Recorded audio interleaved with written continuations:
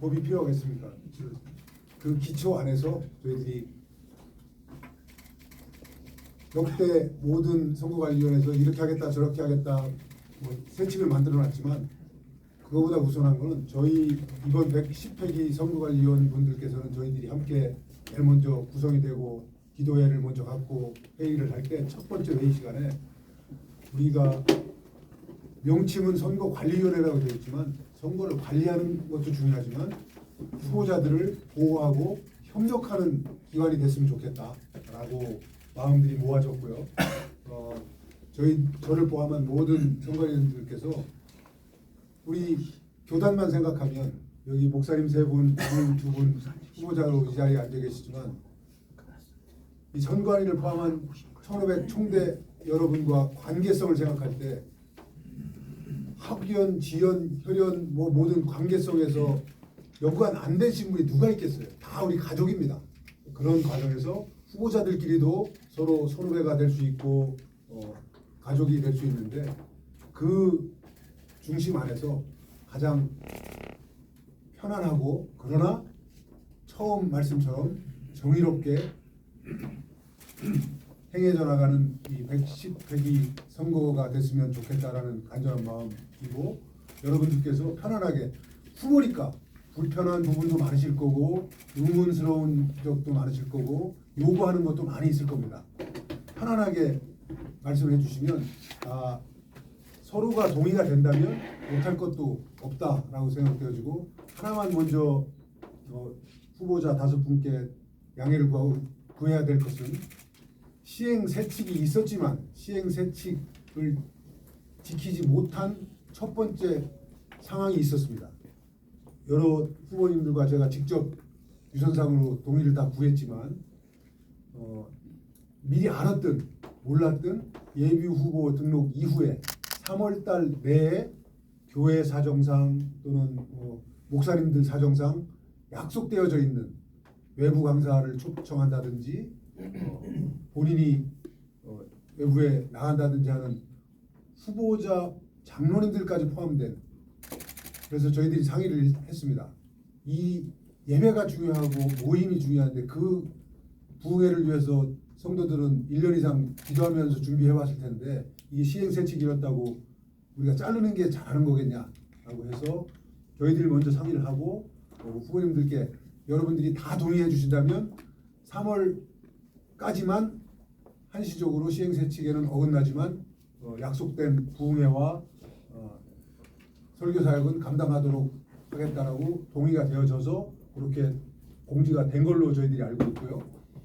또 하나는 그 후보 시절에 결국은 여러 기관들에서 또 단체들에서 광고 요청을 하니까 저도 똑같은 과정을 겪었습니다만 감당할 수밖에 없는 상황이라 감당을 했는데 몰랐으니까 그랬겠지만 3월 이후에 행사하는 것까지도 제공된 것들이 있더라고요. 그거는 아무리 인쇄가 끝났어도 공정성을 위해서 안 되겠다 해서 각 질문한 기관들한테 새로 작성을 하든지 도저히 물리적으로 안 되면 그 부분을 A4 용지가 됐든 뭐가 됐든 햇빛에 비춰봐도 보이지 않을 정도로 가리고 사용해 달라라고까지 공정성을 지키기 위해서 노력을 했습니다. 그 3월까지는 그렇게 된 거를 우리 후보님들이 다 이해를 해주셨으니까 같이 공유가 된 걸로 알고 있고 이 후에 요구사항이나 의문사항이나 질문사항이 있으면 프리하게 말 그대로 간담회니까 편안하게 질문하고 대답하는 과정들 서로의 의견을 나누는 과정들 갖도록 하겠습니다. 누구든지 순서 없습니다. 편안하게 말씀해 주시면 고맙겠습니다. 네. 정기적인 것은 괜찮다고 그러시는데 예를 들면 우리 교단이 아닌 이 초교파적인 방송국이라든지 이런 예를 들면 개소 예배 설교를 맡았다고 할 때 가능한 건지요. 그리고 뭐 10차례 여전도회가 돌아가면서 예배를 드리는데 교회마다 또 우리 교회 차례가 한 번씩 있는 건데 왔을 때 제가 설교하는 건 괜찮은 건지요.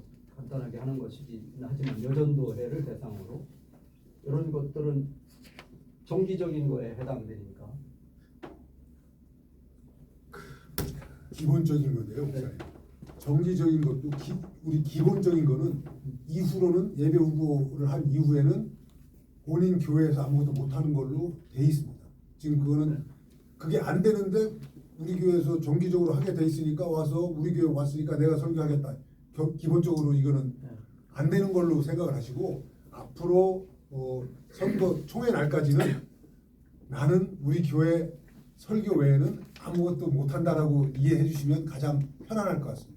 그리고 우리 교회 같은 경우는 제가 목회를 시작하면서 매월 둘째 주 저녁에는 개척교회 목사님, 어려운 선교사님 초청해서 비전 천사 선교 예배를 드려요. 그럼 우리가 기도하고 헌금해서 그 전액을 그분들에게 전달해 주는데 이것도 중단해야 되나? 목사님께서 후보가 되시는 순간 안 돼요. 아무리 취지가 좋아도 교회 예배도 예, 중단돼야 되나? 총회 때까지 중단했단다. 네, 알았습니다. 군하고 기본만 지켜주면 다른 거는 문제가 될 수 있습니다. 아까 얘기했던 그 예를 들면 청주에 대전 극동방 청주 극동방송국이 처음 생겨요. 이번에 제가 이제 그 책임자를 맡아서 지금까지 일해 왔는데 김장한 목사님 모시고 이건 초격파적인데 새벽에 그 개소 예배를 드리는데 그것도 그것도 교회에서 드린다는 얘기입니다. 아니요 교회 아니에요. 다른 데서 저격파적인 거 가서 하는 거는 괜찮습니다. 괜찮아요? 네. 알았습니다. 그러니까 일반 상식적으로 내가 이제 후보가 됐으니 후보가 됐는데 총회에서 또 다른 후보가 불편한 상황 내가 그 입장이면 어떻겠나 생각해 보시고 내가 후보가 된 이상 내가 다 모든 걸 양보하겠다라고 생각하시면 편할 것 같습니다. 7개월 동안 감사할 수밖에 없다는 거야. 그냥 감사해야 되니까. 예, 또 말씀하시죠. 또 질문을 드립니다. 네, 네. 말씀하세요. 유명 선거 선거가 되는데 후보들이 다 지금 현실적으로 총재들을 만날 때 식사도 하고 커피도 마시고 할 것 같은데요. 여기 보니까 지금 시행세칙은 식사비, 교통비 이렇게 되어 있는데 이거는 이제 돈을 얘기하는 것 같고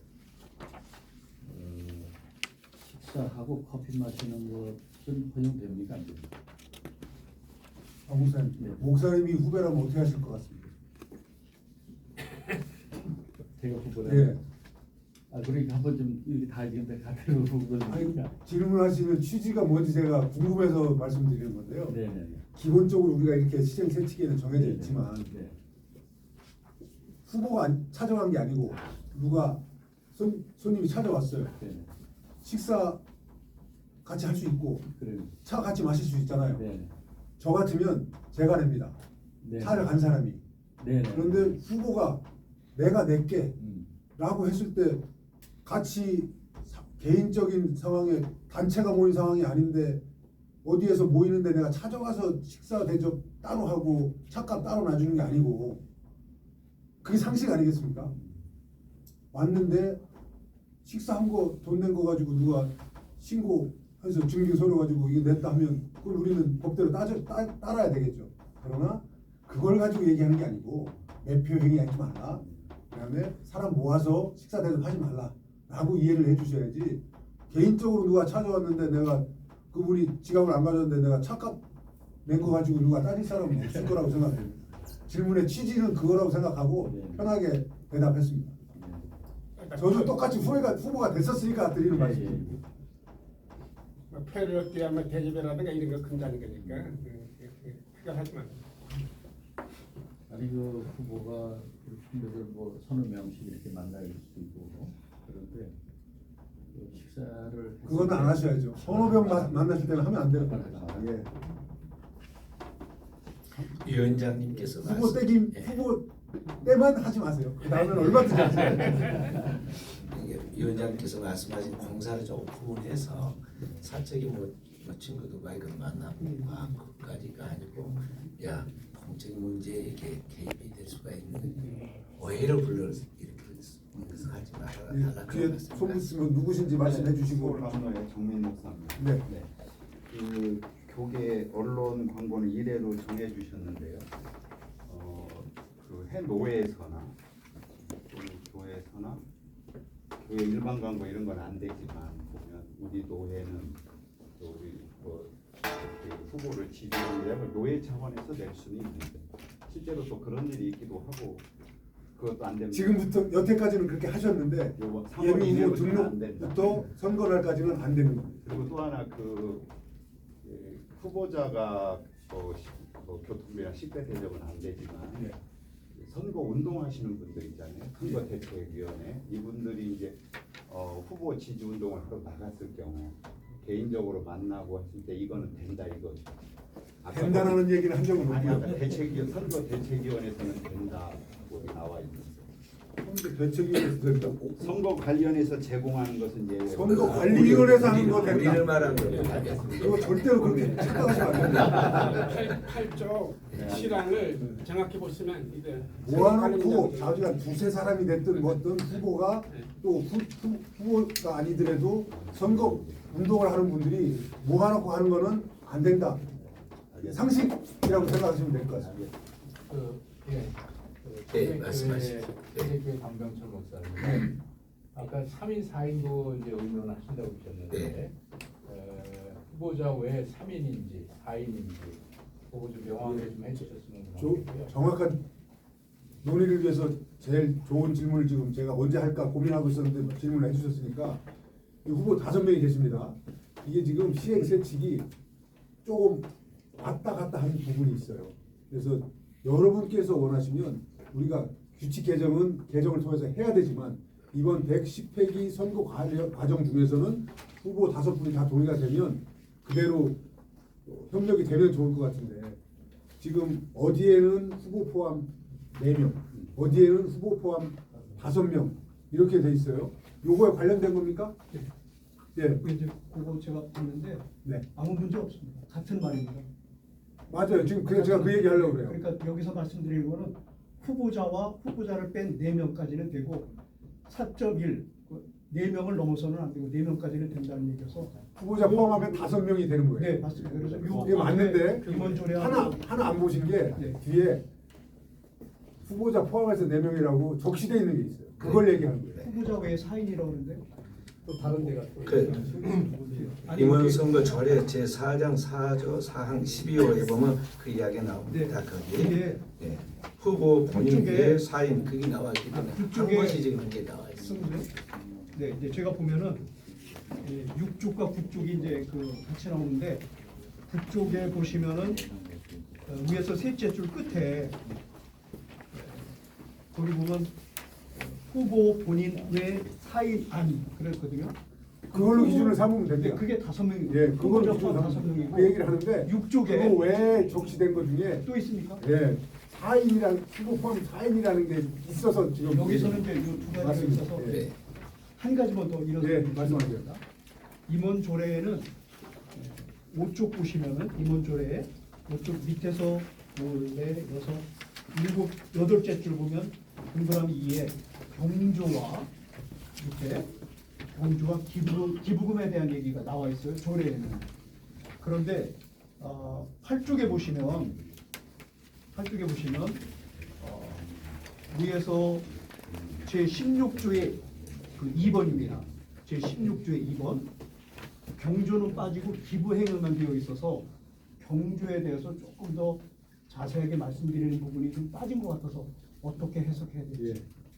그래서 계속 반복해서 말씀을 드리는데 시행세칙이 각 회기마다 조금씩 변하다 보니까 일관되지 못한 부분이 있어요. 그래서 이번 110회기에서는 기존에 돼 있는 시행세칙을 가지고 시비를 걸면 시비의 대상이 되니 그거 가지고 더 이상 지키는 건 지키대로 하고 여러분들 저희들이 돕기 위해서 이렇게 하든 저렇게 하든 내가 유리할 것 같다, 내가 불리할 것 같다 따지지 마시고 상식적으로 내가 후보자가 된 이상 앞으로 총회 때까지는 선거관리위원회에서 보고를 해준다고 하니 내가 개인적으로 상대한테 섭섭한 부분이 있더라도 아무것도 하지 말자라고 생각하시면 제일 편할 것 같아요. 여러분들께서는 앞으로 가족상에 안 가실 수는 없겠지만 교인상에 유임 목사, 담임 목사 조화가 안 갈 수는 없겠지만 그거 외에 다른 분들한테 하는 거는 안 하면 아무 문제가 안 됩니다. 누구는 했는데 누구는 안 할 수 없다 이런 얘기 하지 말고 그냥 다 안 하면 가장 편할 것 같습니다. 거기에 덧붙여서 하나만 더 말씀을 드리면 언론 얘기를 자꾸 광고 얘기를 하시는데 말씀하신 대로 개인적으로 연락이 오면 감당을 안 할 수가 없어요. 왜? 나만 안 하면 손해볼 것 같은 마음에 후보 입장에서는 그렇습니다. 정해진 대로 기독 공보에 우리가 여러분들을 대신해서 광고해드립니다. 나머지 뭐 제가 뭐라고 얘기할 수는 없는데 요즘 흔히 우리가 불가근 불가원이라는 얘기를 많이 쓰는데 1인 인터넷 언론이라든지 또 우리 기독공보 한국장로신문사 평시도신문사가 아닌 다른 관심 있는 언론사라든지 뭐 인터뷰 요청도 할 수 있을 거고 인터뷰를 해서 기사화만 해주면 감사한데 그게 겉으로는 인터뷰고 뭐 질문지 보내서 인터뷰하는 거지만 결국은 자기들 취재 비용 달라는 얘기거든요. 그것도 저희들 입장에서는 여러분들을 보호하는 차원에서 누구는 개인적으로 제가 참 여기까지 나오는데 뭐라고 얘기를 못 하겠는데 무슨 얘기인지 다 이해하실 거라고 보고 우리 후보님들께서는 요구를 했을 때 제가 욕먹을 각오로 얘기를 하는데 공식적으로는 안 됩니다. 인터뷰하는 거를 기사 쓰는 거를 못하게는 저희들이 할 수 없지만 광고하는 거는 안 되고 그분들한테 취재비 명목으로 뒷돈 주는 것도 제가 볼 수는 없지만 기본적으로 여러분들을 돕기 위해서 하지 말라고 지금 말씀드리는 겁니다. 이해되셨습니까? 예. 근데 후보들 입장에서는 이거 나는 이렇게 생각하는데 나만 안 하면 내가 괜히 손해볼 것 같으니까 누구는 했는데 나는 안 하면 내가 손해볼 것 같으니까 그거 우리 1500 총수한테 영향력 얼마나 했을지 저 모르겠습니다.